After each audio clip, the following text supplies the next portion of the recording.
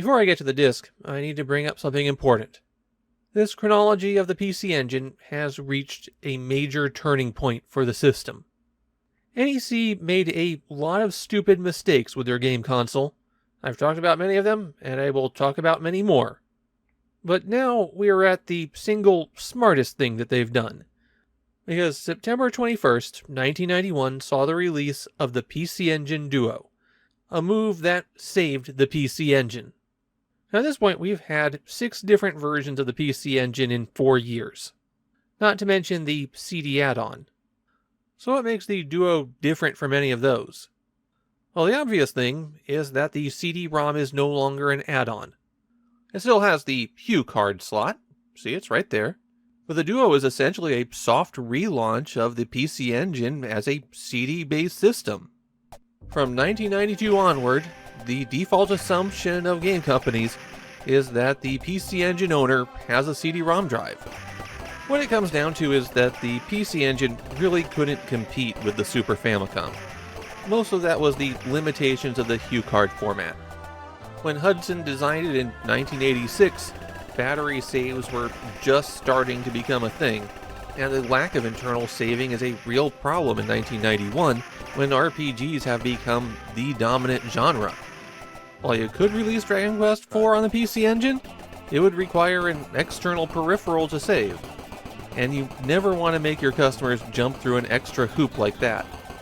Similarly, the CD-ROM units were an extra thing people had to have. Required peripherals always split the user base, and those slices can become small very quickly. It's why every add-on for a video game console intended to expand its capabilities and make new games accessible has been a failure. Well, all of them have been a failure except one. And that one wasn't a failure because at exactly the right moment, NEC put their CD-ROM drive into their PC Engine and made it one system. Now, the Duo wasn't the most affordable thing out of the gate. The original retail price was 59,800 yen. That sounds like a lot, but it was about 30,000 yen cheaper than getting a PC Engine and the CD-ROM unit separately. Even with some hardware refreshes that are coming up in the near future, the Duo was 10,000 yen cheaper than buying parts separately. There's one more important thing about the Duo. It is the launch of the Super CD-ROM system. No, that wasn't an audio flub. The official names of these units are the CD-ROM and the Super CD-ROM. But let's keep away from that. The Super CD-ROM, as the name implies, was an expansion of the capabilities of that CD-ROM hardware.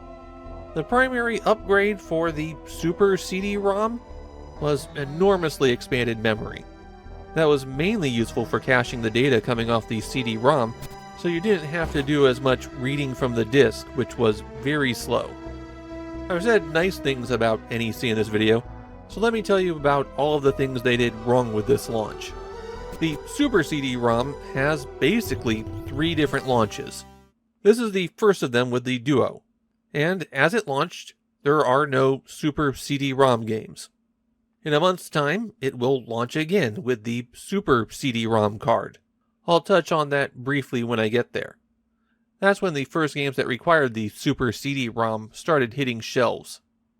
And finally in December, they'll launch a new version of the CD-ROM expansion unit that is explicitly branded as the Super CD-ROM.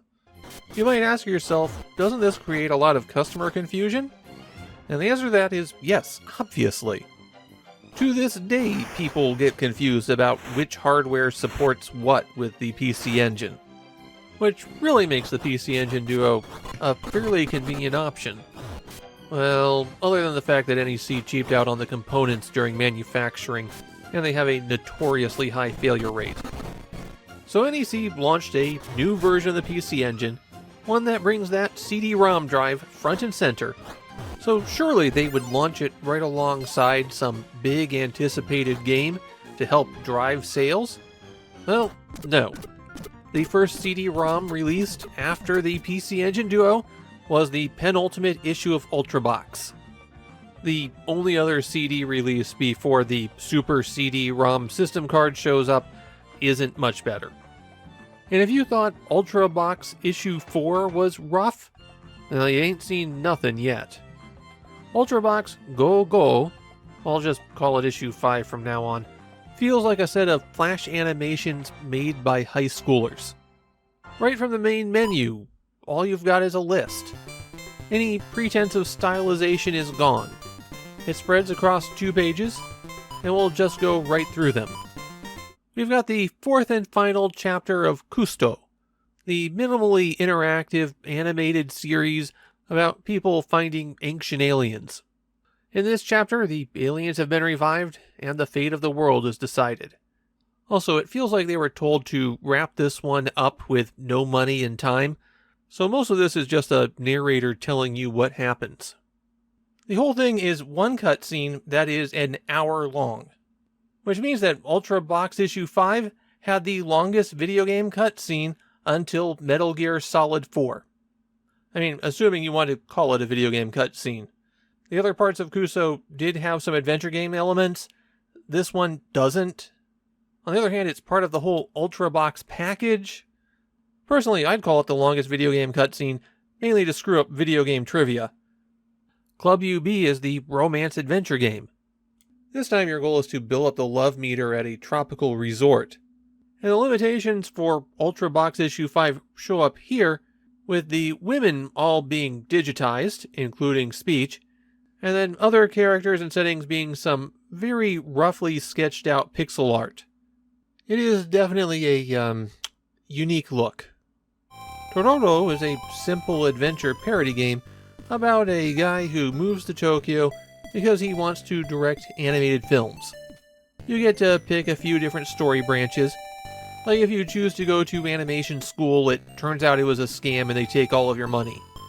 You get hired at the animation studio because your name is the same as a famous director, and the hiring person at the studio just keeps giving you reason after reason that you should not take the job.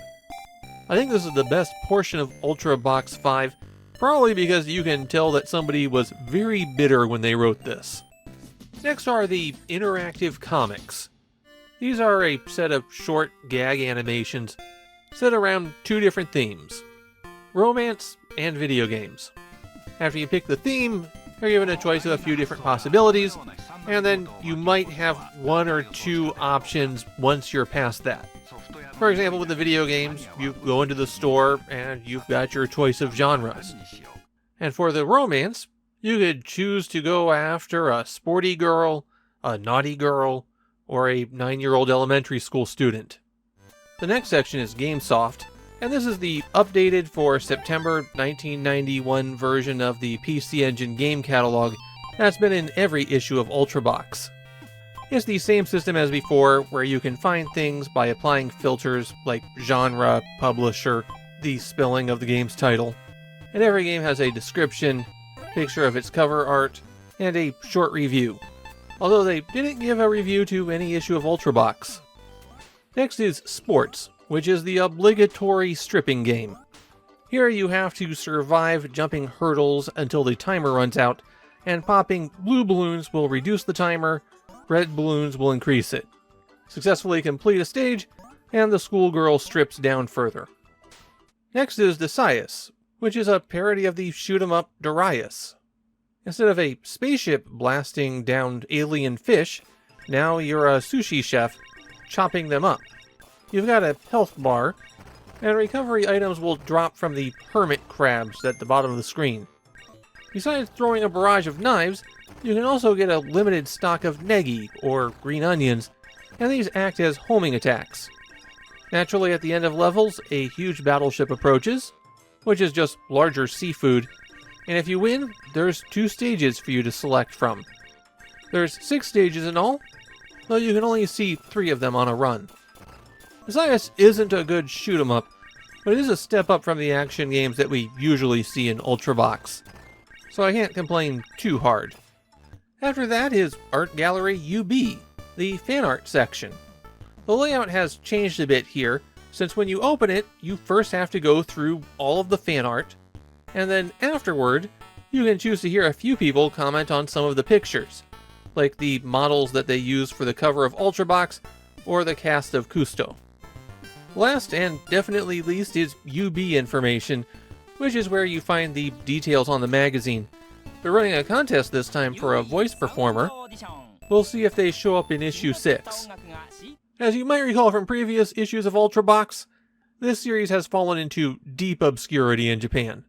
A CD-ROM-based magazine just didn't hold anyone's attention, and it's not like its contents was ever strong enough to be really memorable.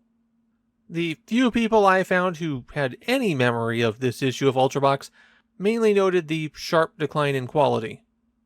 My own feeling here is that Ultrabox issue 5 has lost a lot of the interesting character of the series. The most interesting thing about Ultrabox to me has been the weird time capsule nature of it. And I feel like this is so stripped down and cut back that there's very little left. If Ultrabox issue 5 has fallen this far, I'm worried about what issue 6 holds.